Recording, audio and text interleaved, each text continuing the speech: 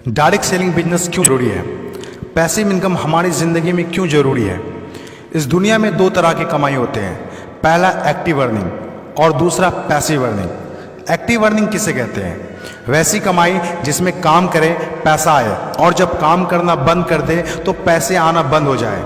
जैसे जॉब पर जा रहे हैं पैसा आ रहा है, जॉब पर जाना बंद पैसे आना बंद। एक दुकानदार दुकान खोल रहा है पैसा आ रहा है, दुकान खोलना बंद पैसे आना बंद। एक किसान खेती कर रहा है पैसा आ रहा है, खेती करना बंद पैसा बंद। एक मजदूर मजदूरी कर रहा है पैसा आ रहा है, मजदूरी करना बंद पैसा बंद। It's called active earning. और दूसरा पैसिव अर्निंग। पैसिव अर्निंग किसे कहते हैं? एक ऐसी कमाई जिसमें एक तय सीमा तक काम करे और उसके बाद काम ना भी करे तो भी अर्निंग होती रहे। It's called passive earning. Passive earning क्यों जरूरी है? क्योंकि आज हमारा शरीर काम कर रहा है, कल वह काम नहीं करेगा।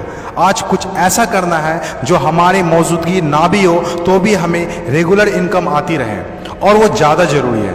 पैसिव अर्निंग जिससे एक मिडिल क्लास और पुअर फैमिली भी आसानी से अपनी अर्निंग बढ़ाकर एक अच्छी ज़िंदगी जी सकता है।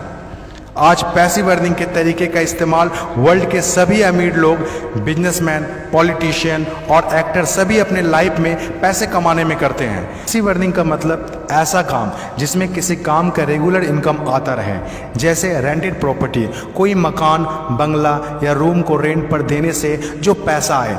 और भी है जैसे fix deposit, real estate, business, YouTube earning, ये सभी पैसिव अर्निंग में आते हैं। आज आपके पास कोई एक ही इनकम ऑफ सोर्स है, चाहे वो जॉब हो या बिजनेस हो या शॉप हो या फिर एग्रीकल्चर, कुछ भी हो, आप उससे अपनी लाइफ की ज़रूरतों को पूरा नहीं कर सकते हैं। अगर आपको एक बेहतर ज़िंदगी चाहिए तो आप सिर्फ एक ही इनकम ऑफ सोर्स पर डिपेंड नहीं रह सकते।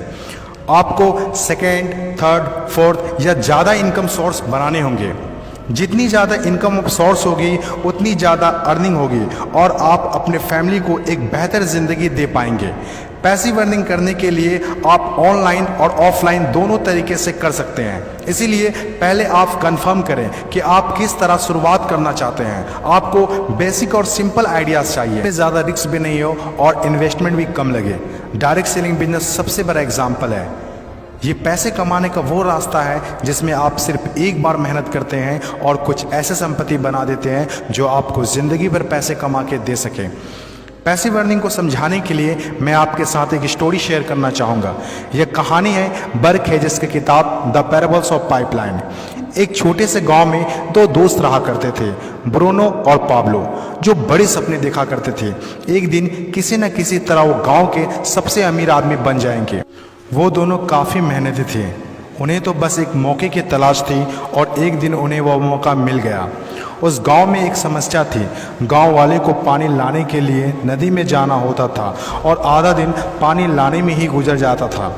वो दोनों ने गांव वालों से बात की कि वो नदी से पानी लाकर उन्हें देंगे और उसके बदले कुछ पैसे लेंगे। गांव वालों को ये बात अच्छी लगी। अगले दिन दोनों ने एक एक बाल्टी पकड़ी और नदी की तरफ चल दिए कि हर बाल्टी के लिए 10 रुपये दिए।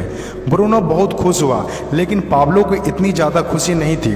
पाब्लो को बाल्टी ढोने की वजह से उसके पीठ में दर्द हो रहा था और हाथों में छाले पड़ गए थे। अगली सुबह फिर से उन्हें ढोने की बात सोचकर ही दहशत हो रही थी।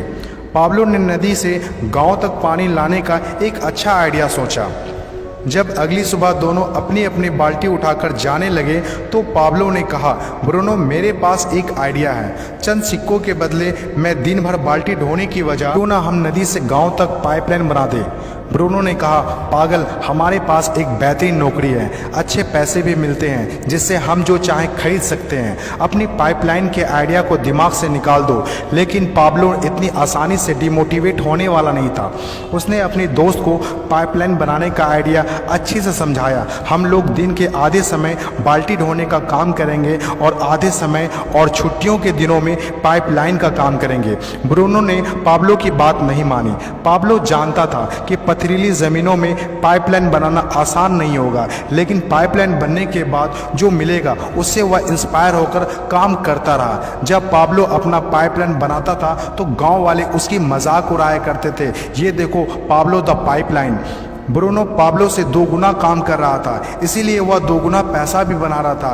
पहले कुछ महीने तो पाब्लो की मेहनत का कोई फल नहीं दिख रहा था, लेकिन पाब्लो खुद को बार बार याद दिलाता रहता कि कल के सपने आज के त्याग से ही होते हैं, और आखिर में वही हुआ जो होना था। पाइपलाइन बनकर तैयार हो गया।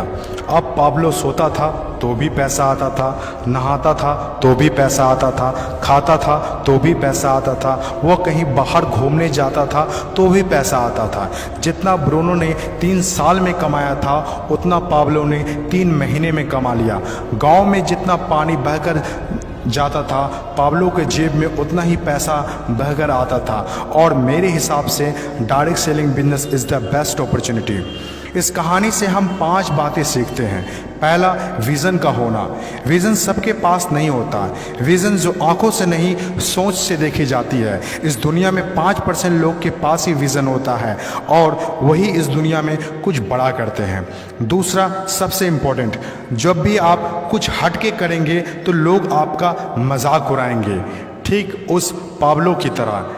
तीसरा, लगातार काम करना। विज़न पर काम करना आसान नहीं होता है। इसमें ज़बरदस्त फोकस के साथ तब तक काम करना होगा जब तक आप उसे कंप्लीट ना कर ले। चौथा, खुद को इंस्पायर करना। अपने आप को इंस्पायर करने के लिए वो देखना होगा जो पाइपलाइन बनने के बाद आपको मिलेगा। अपने सपनों को विजुलाइज करना होगा ताकि अपने आप को मोटिवेट और इंस्पायर कर सके। पांचवा और सबसे इम्पोर्टेंट बात, प्रॉब्लम सॉल्विंग वर्क। जिस तरह पाब्लो ने गांव की पानी की समस्या को सॉल्व किया, आज हर वो इंसान सक्सेसफुल है जिन्होंने लोगों के प्रॉब्लम को सॉल्व किया है। चाहे वो डॉक्टर हो या इंजीनियर, चाहे वो साइंटिस्ट हो या कोई मोटिवेशनल स्पीकर, आज हर वो इंसान कामयाब हुआ है जिसने भी किसी भी फील्ड में लोगों के प्रॉब्लम को सॉल्व किया है। और डायरेक्ट सेलिंग बिजनेस भी ऐसा ही है।